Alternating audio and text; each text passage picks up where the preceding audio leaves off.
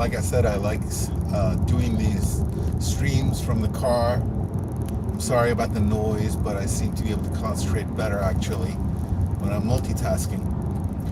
So this news story about these UAPs or UFOs or drones in New Jersey and other states and other countries appearing, startling people, SUV-sized so-called drones that change shape and color apparently when the government puts their eyes on them. And I think a lot of people confuse that, thinking that they meant their physical eyes, but what I think they mean is that when they lock onto them with radar, it suddenly goes dark and they lose them. So everybody's wondering, who are these UFOs? They're everywhere and appearing more and more often. You're going to see more of them. When you know about ancient history, and by ancient history I mean more than just 2,000 or 3,000. When we go to thousands and thousands of years ago, we know some things up to 2,000, 3,000, very little after that. Once you get into 4,000 or 5,000 years ago, it's very, very sparse from only certain places on Earth, few of them.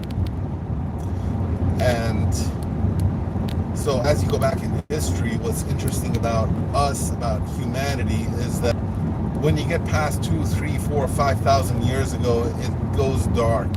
So we know we've been here for hundreds of thousands of years. And as Homo sapiens, or whatever they call it now, Homo sapiens sapien, it's about 35,000 years ago. So we've been living on this planet pretty much as we are now, with the same mental capacity. Less knowledge, but the same mental capacity for thousands of years, but we only have history for the last 2 to 5 at best. And even that is very, very sparse. So what's really interesting about the subject is that once you go into that dark period, once it goes, before 3,000, 4,000, 5,000 years ago, it gets very dark. But as history starts to come in, as we start getting some recorded texts and myths from just a few thousand years ago, something really interesting happens. Because that, what we call prehistoric period, is so dark and so unknown, we're so ignorant about it. Remember, nothing lasts that many thousands of years unless it's inscribed on stone. That's rare. So what's interesting is that once you get to that, what I call that dark period, where so little is known, what's really interesting is that they seem to all be talking about something amazing that happened way before their time. And of course, you could just ignore it and wave it off as fantasy by primitive human beings living in distant times. But what's interesting about it is that it's not just in one region. It's in every race, every nationality, every continent, every religion. They're all talking about the same thing, something amazing that happened way, way in our past, 10, 20, 30,000 years ago, that left such an impression that by the time it reached people living in the Bronze Age, let's say 3,000 years ago, it was already myth. But what we call myth to our ancient ancestors wasn't myth at all. They saw it as sacred history, and their whole civilization revolved around it. Their ceremonies, their holidays, their religions, their ideas about what's right or wrong, who their kings were, how they lived, what their ideals were, all of that was founded on these events that to us we call myth, but to them was called sacred history, and it was real enough for them not just to write about it here and there, but to base their entire society around it. Similar to how the Jewish people, everything in their national life and racial life and religious life revolves around what happened with Moses. It's their laws, their priesthood, their religion, the way they see themselves. Everything is based on that story. And that's how it was with the ancient world. So what's fascinating about it, and so perplexing to a lot of historians and mythologists like Joseph Campbell, is that all of these different people in diverse places around the earth, from South America to Asia to the Middle East to Europe, all of them have a similar story, a very strange story about how civilization started. And that story is that a group of beings from other worlds came to this planet, set up shop, and started to teach humanity about the arts of civilization. So reading, writing, pottery, weaving, cooking, astronomy, everything, agriculture, everything that was vital for their progress at that time, they attributed to the knowledge that was imparted to them by these so-called gods. But these so-called gods today we would just call basically extraterrestrials, because apparently they were all from other worlds. And sometimes they came as a single person, other times they came as groups. In the Bible we hear about the Nephilim, or the sons of God, that mated with the children or with the daughters of men. So what I want to impart here is that although right now to us it's very, very strange to think about UFOs and extraterrestrials, if you really know our ancient history, the problem and the story becomes even more interesting, because to the ancient people, and that's people living in what we call prehistoric times, it would have been natural for these gods to live among humanity. But something very, very strange and regrettable happened with these beings, who were considered by our ancestors as half gods, half animals. Now, what does that mean? That's how they were. Remember, that's how they were represented in these ancient countries. Winged beasts with a human head, or a human head on a lion's body, like in Egypt. This half man, half God, half animal iconic display was supposed to represent the time where these gods were on Earth, but sometimes they acted like animals. They were susceptible to the same weaknesses and problems of regular humanity. So they could be jealous, they could make mistakes, they could rebel, they could have sex with human beings, and when they weren't supposed to. And they were able to do wonderful things, amazing things, and they did. But that's why they were half gods and half animals, because they had the potential to become like human beings, animal origin beings that can do animalistic, selfish things. So to the ancient people living way in the distant past, times that we don't have any records for, any way of knowing what happened, we don't know their history. They believe that it was unnatural for them not to be here. And they attributed it to this regrettable event or disaster that seemed to take place a long, long time ago, that caused the dismantling or the end of these extraterrestrials' missions on Earth. Something went terribly wrong, and they became more like men, more like animals. They became selfish, and instead of helping humanity, they wanted to enslave humanity.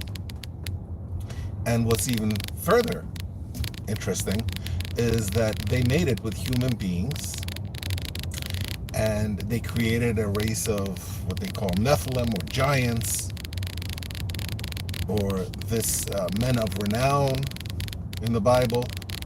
These people are the children of these gods who mated with the human beings, which would mean that a portion, if that's true, a portion of our blood is alien to this world. Sounds strange, doesn't it? But that is exactly what they believed, and their whole philosophy and religion and history revolved around this, and mentioned it and held it as fact. It was absolutely factual to them. That's why, for instance, in Egypt, they married brothers and sisters, because this bloodline, this special bloodline that was supposedly coming down from these so-called gods, was something special, and it had to be kept pure. So they interbred them. So we are children of aliens in a way. In other words, it is their DNA contribution to the human species. And that is the missing link. That is what changed Cro-Magnon to human beings, so that in the space of just several thousand years, we went from hunters and gatherers to astronauts splitting atoms. This, to the ancient people, and I'm not trying to say it's true or not true, I'm just telling you what the ancient people believed, and they all believe this. It's in the religion and in the mythology and history of all of these people. Something must have happened to create this indelible imprint on the mind of humanity, to the point where it traversed race and nation and religion and impacted every single group on this planet, who supposedly were living so far apart that they weren't even in touch with each other. And yet they all have the same icons, the same beliefs. And it's such a unique and weird story about this group that comes and sets shop on some island, peninsula, that something goes terribly wrong and they have to flee. Their mission is aborted, and some great flood comes and takes the island underwater, forever out of our view. And so is that story. So this is the story that was in the world. So now we have these UFOs, or UAPs, and people are wondering who they are. They are what the Bible calls the Watchers. And it's impossible to classify them as being entirely good or entirely evil. It doesn't work that way. They have free will. They, for the great majority, are part of God's kingdoms. They're philosophers, they're scientists. Their personalities, like you or I, just a lot more advanced, a lot older, a lot more knowledgeable, and they don't live on a planet where there's so much lies and ignorance and delusion and primitive behavior and childish beliefs. They're our friends. But more than that, if these stories are true, and the whole world talked about them as fact, then we are sort of their offspring. I don't know how else to put it, and as strange as it sounds, that's what the belief was. And now we have these UAPs and UFOs coming. So what's really interesting about this is that it's not like they're coming for the first time. They've been here before, and what's strange actually is that there was a period in Earth's history when they weren't here, when we lived in this universe with trillions of planets. as old as time itself, and we think that we're the only life anywhere around. And that's how the childish mentality carries on with humanity, but we're coming out of it because of science. So whereas just a few decades ago we only knew a little bit about our own solar system, suddenly we know about a literally infinite universe with trillions of planets and stars. Endless. So as our knowledge increases and we come out of our little nursery mentality, we're learning that there is more to the universe, to life, than we know. And of course, we've reached this place of great crisis where the way that humanity has been carrying on for all these thousands of years no longer works. It's become a very small planet where everybody's interconnected, interwoven. One country's finances completely can ruin the finances of another. Something that happens on the other side of the planet affects us by morning time here. And that world where you could just go and kill and destroy, cheat, lie, steal, take their stuff, kill everybody, take all their stuff, and build a bigger cave, that era is, thank goodness, forever gone. It's finished. And so we've reached this crisis point where they have to now intervene. It also has a lot to do with that rebellion that took place with these beings who were supposed to guide us, and they became rebels instead. Angels and higher beings, Lucifer, they rebelled and they caused a catastrophic strife on our world, quarantining us from what is a totally inhabited and endless universe under the rule, voluntary supplication to its creator, the God of love. They're here and everybody's calling them demons. You don't know what to expect. There are a few, very, very few within them, in their midst, that are probably also going to show up who are not in God's kingdom. They're a part of that rebellious group. But for the most part, these aliens that people are calling demons are actually angels, what we used to call, or what is referred to in the Bible as these winged creatures, are actually extraterrestrials with a God-mandated mission to help humanity and raise us in evolution, knowledge, and understanding until we reach what's really civilization. Certainly not what's going on here. So, there are friends, there are family, they're here to help. And thank God, because we've reached the end of the road of how much farther humanity can go before blowing up. All these different groups on this tiny planet fighting against each other, even though they're all interdependent and their destinies are interwoven and their world is only one and they cannot hurt any part of it without hurting themselves. What a fascinating, epic story. And here we've reached the end, and now these friends are coming back. The Lucifer rebellion is about to be over, and we're about to be reconnected to a living, totally populated universe. You're going to see more of these crafts. Much, much more interesting and awe-inspiring than what we're seeing now. And I believe that they are preparing us for that arrival slowly, to the point where just a decade or two ago, if you talked about UFOs, people thought you were crazy, and now you have Congress doing an investigation and the military and Pentagon coming and saying, yeah, they're real.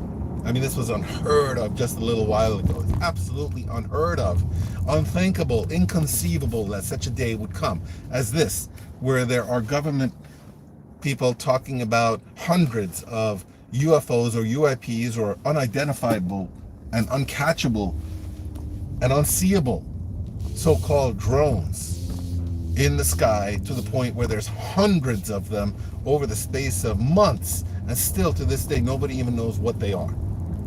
This was all inconceivable. They're coming back, and they're going to do it slowly because we would freak out. Humanity would absolutely freak out to know that they're living in this universe that's totally habitated. And the first idea that's going to come in their mind is that these people must be to no good. They probably think like we do, and they want to come here and take our resources and kill everybody. Rest assured, that's not the case. Take it easy. They're here to help. And the day they arrive here will be the greatest day in the last thousands and thousands of years.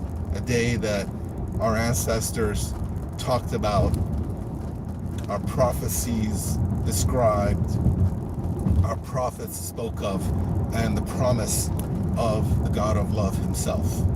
This is a happy day. And I know it all sounds crazy, but just remember, you're literally on top of a spherical spaceship, a big ball that's spinning around itself while it spins around a gigantic thermonuclear sun. And that's just a microscopic part of this universe with trillions of planets and stars. That is the reality. If you had said that a few centuries ago, or even a few decades ago, they would have thrown you into a sanitarium, into the nut house. And now we know it's true. So our reality is going to get more sophisticated and more interesting as time goes on. We're growing out of our embryonic stage. We're going to be introduced to a living universe.